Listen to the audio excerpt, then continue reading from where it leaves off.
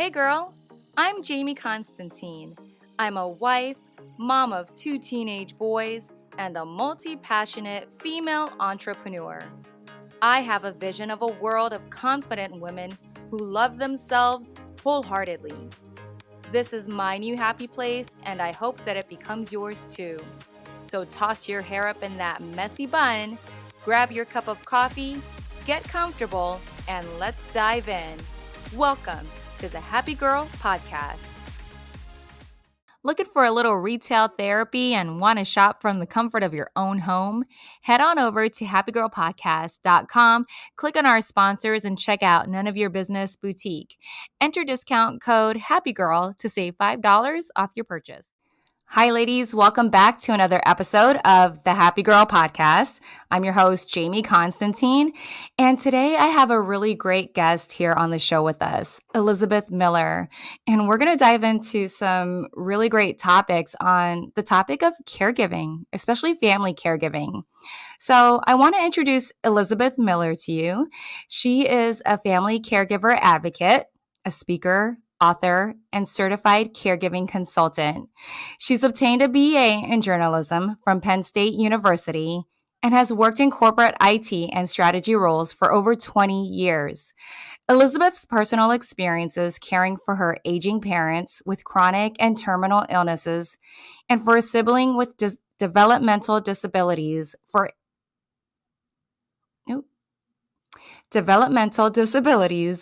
inspired her to create Happy, Healthy Caregiver in 2015.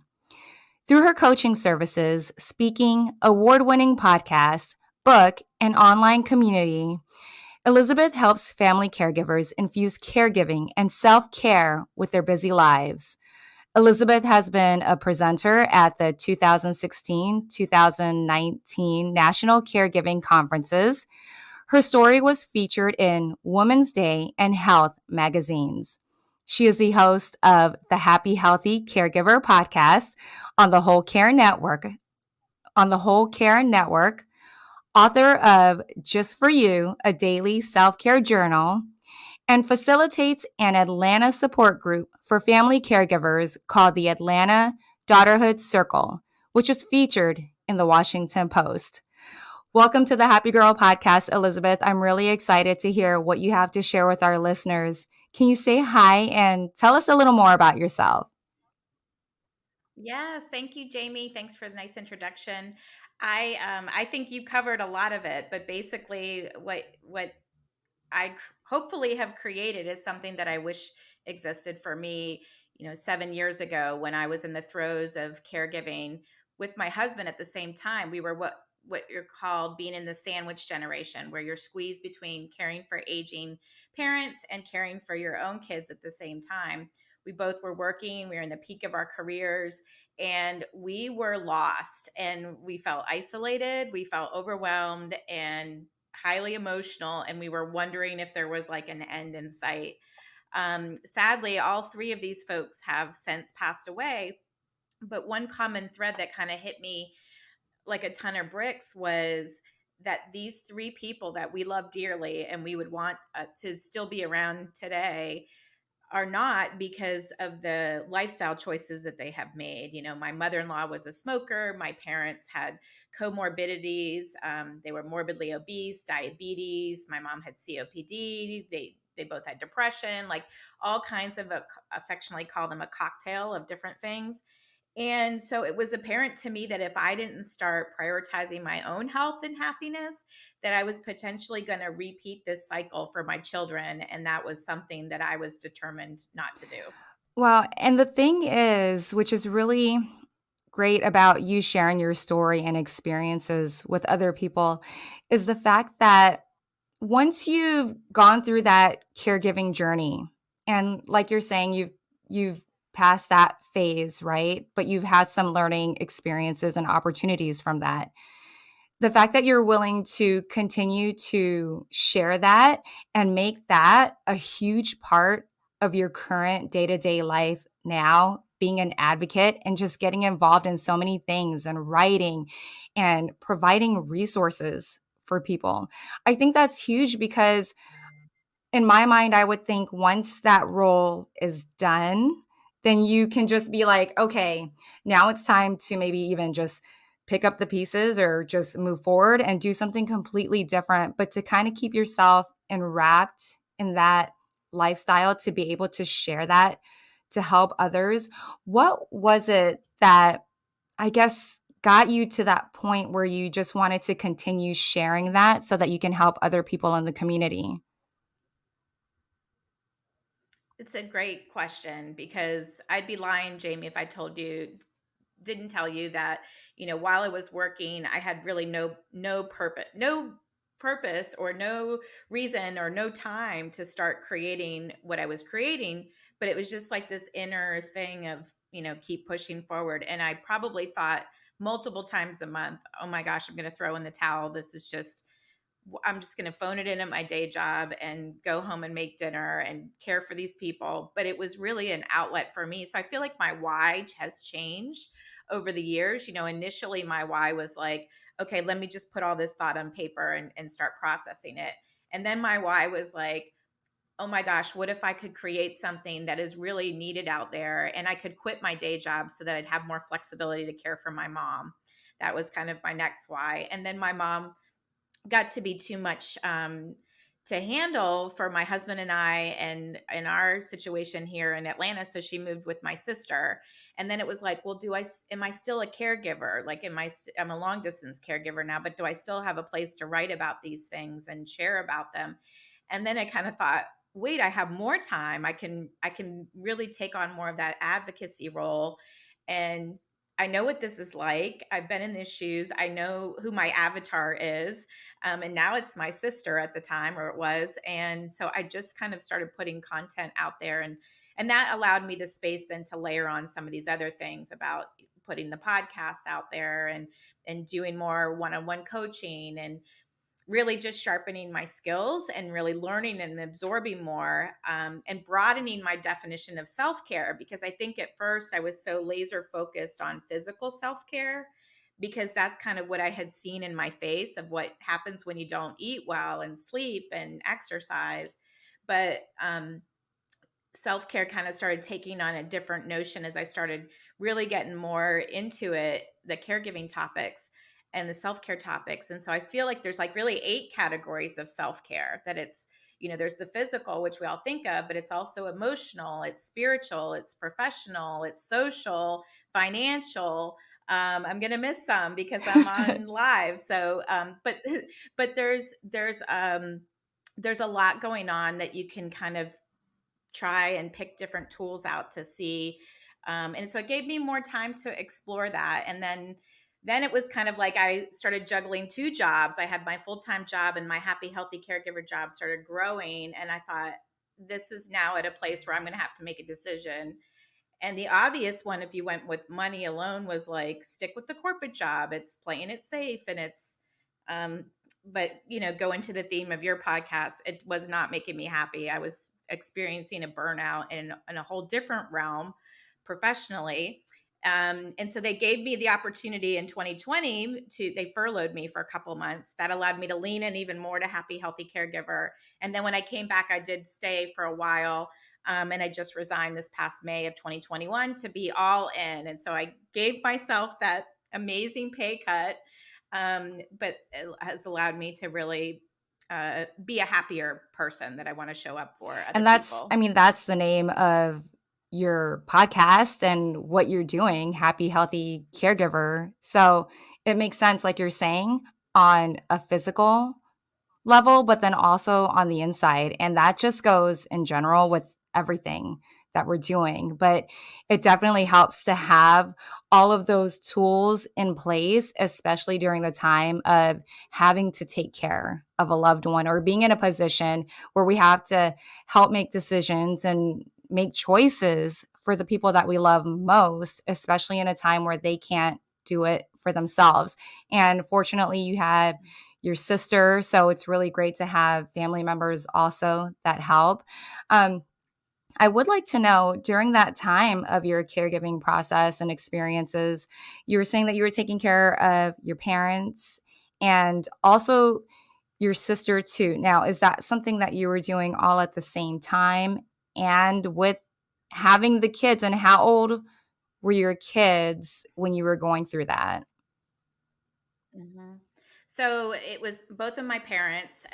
So 2014 was like this crazy spiral year for my husband and I. And he was actively caring for his mom, so my mother in law, and who had lung cancer. And it was all on him as the primary caregiver. He had a brother out on the West Coast that would do what he could. And then for me, it was my parents, and I live in Georgia. It was driving back and forth to Florida where they were retired.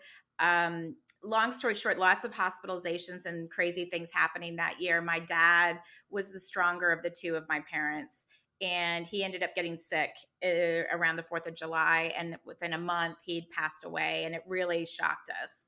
And then my mom had 6 more bonus years after that, about a year and a half of it with me, and then the other 4 bonus years with my sister in Michigan. To answer your question, then we have an older brother. I have an older brother with developmental disability, and he was under the care of my parents in Florida. And so when my dad passed, who was really running the ship and keeping everything going down there, there was no choice but to take my mom and my brother. There was no family within 6 hours, and so we had to remove them. Mom went to assisted living near me, and I have 2 brothers. There's 6 of us if you're keeping track. And then I have 2 sisters as well, and that live in the Northeast. Um, and so we divided and conquered, and mom, was kind of my focus at first. My brother initially went to live with my other brother, who's a bachelor, and he's kind of moved around a bit. He's got, a lot of behavioral issues. Um, High functioning, which is nice. You don't have to do a lot of personal care and things for him, but he needs a lot of like behavioral intervention. So he's actually my mom was the last one of these three elders we were taking care of. She passed last fall of September 2020. My sister is now the primary caregiver for my brother. The one who was caring for my mom is now caring for my brother. So she is awesome. She knows she's awesome. She actually was nominated by me and had won the Caregiving of the Year a few years back. Highly deserved. And I will say, like, I'm a better caregiver cheerleader than I am a family caregiver as far as the nurturing. I'm going to be, we all kind of had different roles in my family, and I was kind of the tough love. Um, hey, you need to do this for yourself. This is exercise. This going to keep you, independent longer. Which are all important things, but it could be, I was a little tough on them. And then my kids, to answer your question, they were in, at the time back in 2014, they're both in college now. So my daughter was just ending. In fact, I missed her first day of high school because my dad was actively dying. And my son was 2 years younger, or is 2 years younger. So he was in middle school. So they're amazing kids. And I think a lot of it has been because they've been through those caregiving ups and downs with us, and they had to be very Mm-hmm. independent. As women, we rarely put ourselves first. Isn't it time to pamper yourself? I want to tell you about Bella Body Contouring Spa, an unrivaled health spa located in Trinity, Florida. Bella Body Contouring offers an exclusive collection of non-invasive body contouring services that will help you achieve your body contouring goals. Through advanced techniques and the use of FDA-approved technology, their team of technicians delivers high-end results at the level care you need. Their services are designed to tighten, smooth, reduce, and renew your skin so you can get back to life feeling your best. Be bold, feel free, and beautiful, and leave confident. Mention this ad and take 10% off any service. The thing that happens with that, especially when it's a family member or several family members that you have to take care of, is it throws you for a loop. Now, these are things that, we're aware that it's going to happen at some point in our life. And I think if people haven't gotten to that point in their life where they do have to take on that role or some sort of role in the caregiving aspect, I think there's a lot of fear that goes into that because there's a lot of the not known. I don't know what to expect. And I think they're scared to learn because it's not really a scary thing, but I think it's also an emotional thing. And I think they don't want to feel sad thinking that this is what's going to happen. So I think they try to avoid that, right? So like you're saying, you have family, so you've all kind of like figured your roles and support each other in doing what your strengths are and what you believe you can do. I think that's really great when you do have that support system, because there's some caregivers that are doing it on their own. There's some that do have that support system. What would you say in case somebody doesn't know or is even scared to approach the idea of being a caregiver? What would your definition or the idea of caregiving be? Because I think if they don't know, to them, it sounds like they might have to be like that 24/7 like nurse and do all the bathing and do all the cleaning and do all the hands-on. But I guess it depends, right? Like if they're in a facility, I don't Yeah. know. So what would you say the definition would Yeah. be to set people at ease? I mean, caregiving really is just helping somebody with um, the things that they need help with. It could be their activities of daily living if they're older. It could be somebody who's mobily challenged. But basically, you're doing it. It's an expression of love. If you want to get down to it, it's like you care about this individual, whether they're family or not, and you want to show up in their life and you want to help them. And there are lots of flavors of that, to your point, Jamie. It's like, and we're not all good at everything. And so I hope if anyone's listening out there and is like, oh, she had, all these siblings and the support, that yes, maybe somebody is technically like the only person in their family who's doing it. But I would like to say that I hope you're not doing it alone, because I think it requires more creativity to build your care team.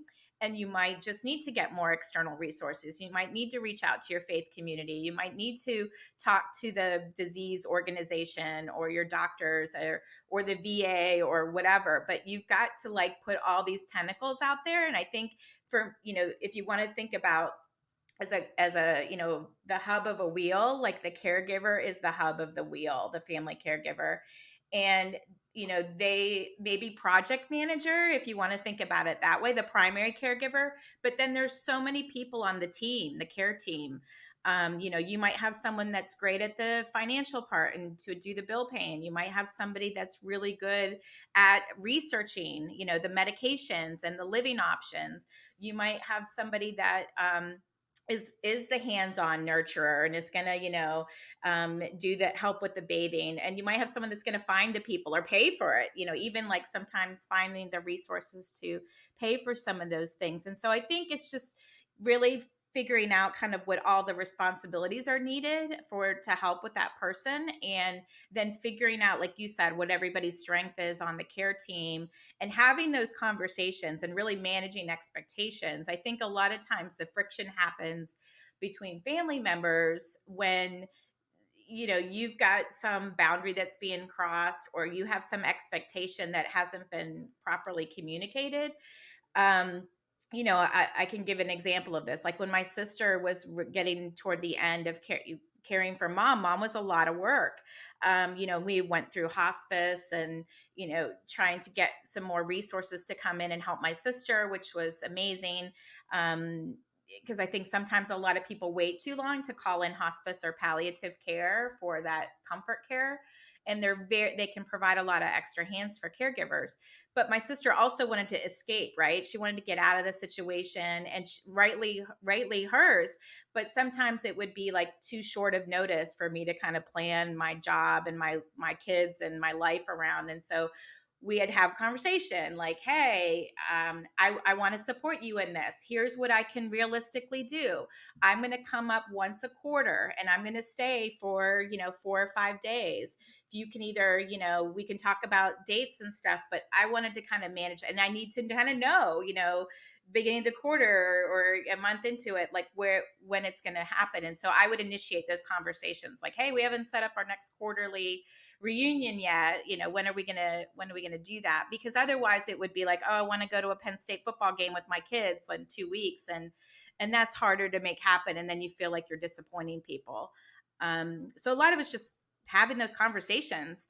And sometimes you're saying like the end of life stuff, it can be hard. Like nobody wants to lose their loved one. But I do feel like, that's where the self-care part comes in. That's where the importance of like having a month like National Family Caregivers Month comes in, because hopefully that's going to raise the awareness about all these conversations and fast track people to the resources and the support that's going to help them, because that's all going to energize you to show up each day as a family caregiver and give you the tools that you need to be Yes, successful. and November is Family Caregiver Month, right? Yes, And yes. it is actually, I think now it's coming back to me. So it's a month where is that where they recognize family caregivers? And I guess it's an acknowledgement, right? Because there's so much out there, and I don't think people really realize that. Well, I know for me, I didn't call myself a family caregiver until years, into the role. In fact, I had my site was called something else before Happy Healthy Caregiver. And it's just not something. I think it is, to your point, Jamie, it is one of those words where it's like, I'm not that. It's like, no, if you're like picking up the phone to call mom to remind her of her medications, you're a family caregiver. If you're driving them to the doctor's appointment, if you're helping them with the groceries, you can live across the country and you could still, play a virtual role in helping to coordinate and make all of those things happen. For some people, it's a mudslide. For other people, it happens overnight. And I do think that we want to raise the awareness in National Family Caregivers Month, because again, this is what a caregiver is. Here are the resources and tools that to help you be successful. By the way, you're amazing, and no one's. It's similar to being a mom. Like nobody's going to necessarily reach over and pat you on the back every day, and so you have to kind of find that energy and that will to keep showing up from Mhm. inside yourself, or from support in other And places. I think kind of to touch on what we were talking about previously about that support system and the resources, that's why I think it's so great to have advocates like you out there, because when you're able to build and be part of a community, just like you're saying, like being a parent, being a mom, there's a lot of like birthing books and, some parenting books, but we usually say like they don't write a book for parenting. And it does go along the same lines as caregiving, but that's something that's just, I feel like it's always been around, obviously, caregiving, but it's not something that's really been touched on. And there haven't been a big, like, huge community where people feel comfortable or know who or where they can reach out to. And just like you're saying for hospice, like, when is the right time? So that's why I'm so thankful to have women like you in the community to be able to contact and reach out to, because instead of just going online and Googling and getting confused and just it becomes overwhelming.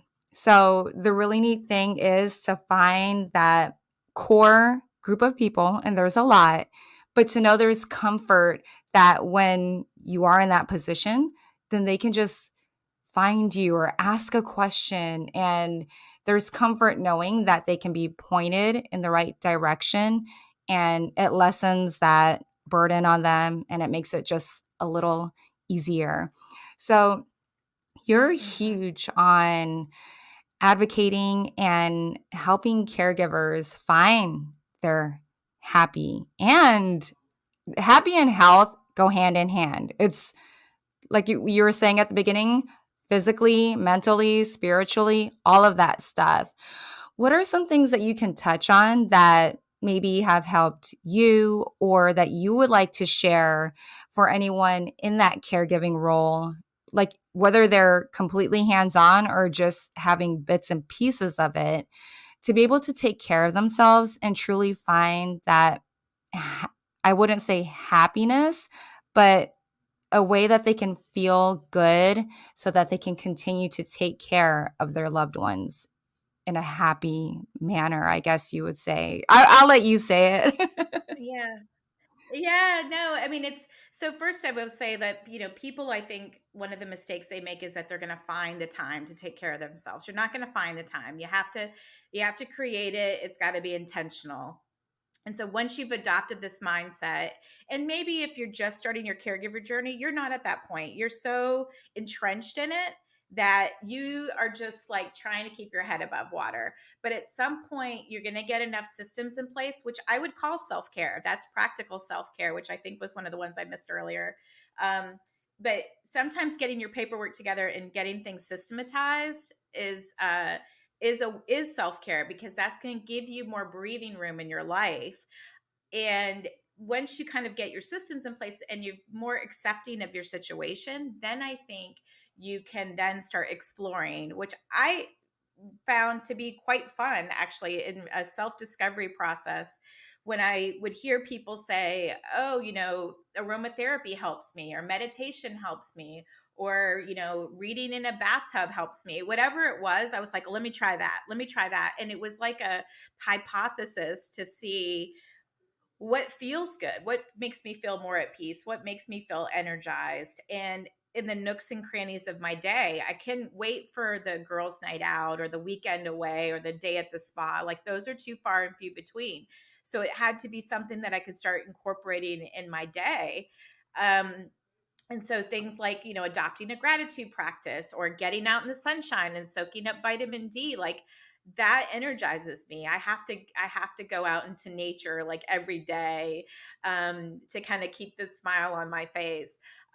Expressing the emotions, writing and journaling and reading was always something I loved, but I always felt like I didn't have time for it. And so I started listening to audiobooks. And so it's just like, I'm going to figure this out. I'm going to learn to be this savvy caregiver, so that I'm not reproducing what I witnessed, my mom give to her 6 kids. And then, oh my gosh, I can't enjoy my golden years. Like, no, that's not okay. I got plans, and I think that's part of it too, is just knowing that your life is of value. Um, I think particularly when we're taking care of older adults, and it has changed a lot, and people haven't been talking about it a lot. And I think that goes to the fact that people are living longer, medication is keeping them alive longer. We also have more dual income families, and that gets harder, where like the olden days, it was, people would live in your home and that would just kind of be the way that the culture happened. And so there's a lot of that has changed that narrative. And now we have, over 53 million caregivers in the US alone.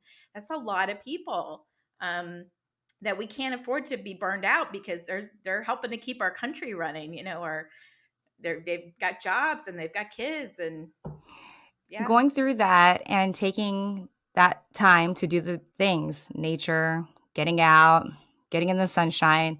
And like you're saying, it's not one of those things where people think I have to go out, I have to go do something, and it doesn't have to be big. But during that time, that must have been a really big self-discovery process for you too, which has probably helped you to where you are right now, right? Yeah, I mean, before the blog happened, in order to kind of get this to be intentional, I saw someone do on their Instagram 100 days of happy. And I thought, well, what if I did change this for me, and I did 100 days of healthy? And every day I'm going to snap a picture of me doing something for myself that's healthy. And it could have been that, I got the salad at Moe's instead of the nachos, or while my kids were at volleyball practice, I walked around the track, while listening to a podcast about blogging or something. So it was like whatever it was, it was like, but it's like seeking those unicorns. And it's just like, okay, I'm gonna find something in today. I'm gonna find something to do, um, that's gonna be for me in some way. And it was an intention. And I think that's a little practice. And that's kind of why, that is why I wrote the journal, because um I wanted the people to have a small way to have a daily reminder about putting that their life is valuable. And so there are little prompts on every day. And in between the month, there's monthly fun pages, I call. And it's all about self-care. It's a daily self-care journal. And so it might ask you, what are the things that you'd like to do when you were a child, or ask them what favorite memories or dreams that you have, or how you recover from a tough day, and just really putting that focus back on your own health and happiness. And the gift that gets left behind then is that somebody will have this awesome legacy about who you were as a person by just putting a little note in every I day. love that. I love how you speak of intention. And by writing it down or doing those challenges, you're holding yourself accountable, because most of the time, nobody, I mean, with everything in life too, not just for caregiving, but it goes into that. There's not a lot of people, if anyone, that's going to hold you accountable for taking care of yourself. So it's really important to hold yourself accountable. And I love that you created that journal, because it does just that. And then the fact that it has prompts is helpful too, because I think a lot of times it's great if we could sit there and write, because that's good. You could just write whatever flows to your mind, but prompts definitely help, and it gets the thought process going a little easier. So, especially when you're going through a time where you're just like, I can't even, what am I supposed to write? I really love that. And speaking of that, I would love to find out if you can share with the listeners how they can find the journal. But before we do, I've been doing this lately, forgetting to ask you what your favorite cup of coffee is. So, do you drink coffee, and do you have a favorite type or anything? Yeah, so I love this question. I actually didn't start drinking coffee till I was 40 years old.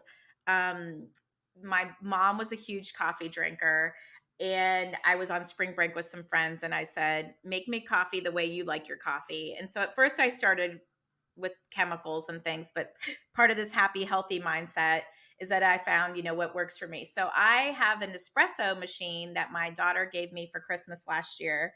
We draw names. That's one holiday tip for y'all, is as your kids get older, we give them the money, but they shop for us. So my daughter had my name last year. She does my stocking and my gifts, and I had one person's name, and it makes it more fun for mom too, to not know everything. But she got me an espresso machine, and my favorite is just an almond milk latte, maybe with some like 4 or 5 drops of stevia, organic stevia, and then right now I'm into Mm. the pumpkin spice. I'm adding some organic pumpkin spice, and I have this amazing. It's you don't have to have an espresso to have this, but I have this separate machine that is made by Nespresso that is a frother, and it froths that almond milk up. You can do it hot or cold. I'm a hot girl. So it gets the foam. I literally feel like I'm a barista in the morning Do you making my contemplate, coffee. like, you know what? If I had to, I could get a job as a barista? Oh yeah. Yeah, like worst case scenario, like this happy healthy caregiver gig can't pay the bills. Yeah, I could get part-time benefits, and although Just that's a open your lot to keep kitchen track window. of. People can drive by, and then they can put their order Yeah, there you online. go. I love Ju- it. that I that's love a it. tip, just in case, if you want to add anything else to your plate. And then I would also love to hear. I'm so glad that you came on the show, and I'm so glad that you're able to share those bits with all of our listeners, because it's so important. Before I can have you give your information and how they can get in touch with you, can you just tell us what sparks happiness for you? It's a lot of things, but if I had to pick one thing, I would say trying new things. I think I alluded to that earlier, but my ultimate thing is travel. Like I love a good adventure of seeing in new places, because I think it heightens all your senses. But being the year that we just got off of, that doesn't mean that we still can't try new things. Sometimes trying new things for me is like, I want to try a new hiking trail, or I want to go to a new restaurant.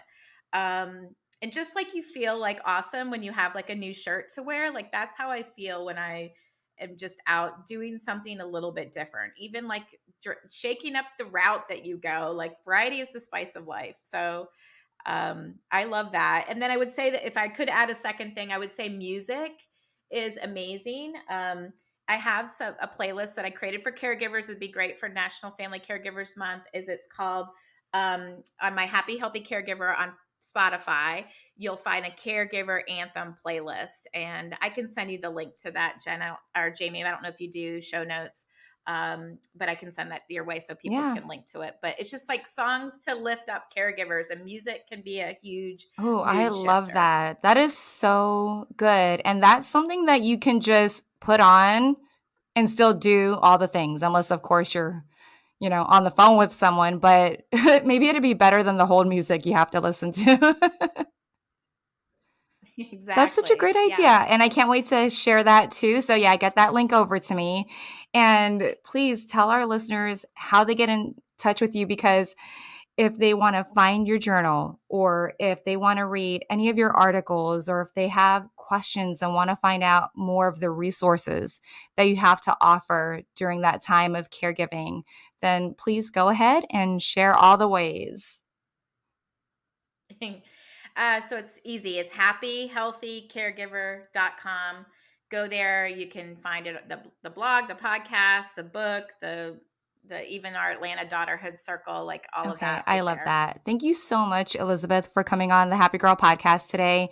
I think having you out there in our community, I would love to just, encourage you to keep doing what you're doing, because I'm grateful to know that you are here. And I'm very thankful to know that if I have a question or if I need something, that I can reach out to you. And another thing is this too, for me as a podcast host, or just trying to help other people in our community, I'm glad to be like that person that if I have a friend or if I know someone that is going through that, I don't know, and I wish I did. Number one, for myself personally, but I'm like, hey, go here, talk to this person. They might be able to help you. So it makes me feel good knowing people like you that I can turn to, and I can turn my friends towards you as well. So thank you so much for everything that you do. I wish you all the best, and I really appreciate you joining me today. Oh, you've got me choked up. Thank you, Jamie. I'm glad you're a connector, and I'm a fellow connector. And yeah, we happy girls, we got to unite. Absolutely. Thank you so much. Thank you. Take care. I'm over here giving you the biggest virtual hug because you just finished another episode of the Happy Girl podcast. Wow. Did that just go by way too fast? If you want more, head over to happygirlpodcast.com for show notes and discount codes from all of the sponsors. And if you're looking for a tribe of women just like you to bounce ideas and ask questions, be sure to join my exclusive community on Facebook. The link is waiting for you at happygirlpodcast.com.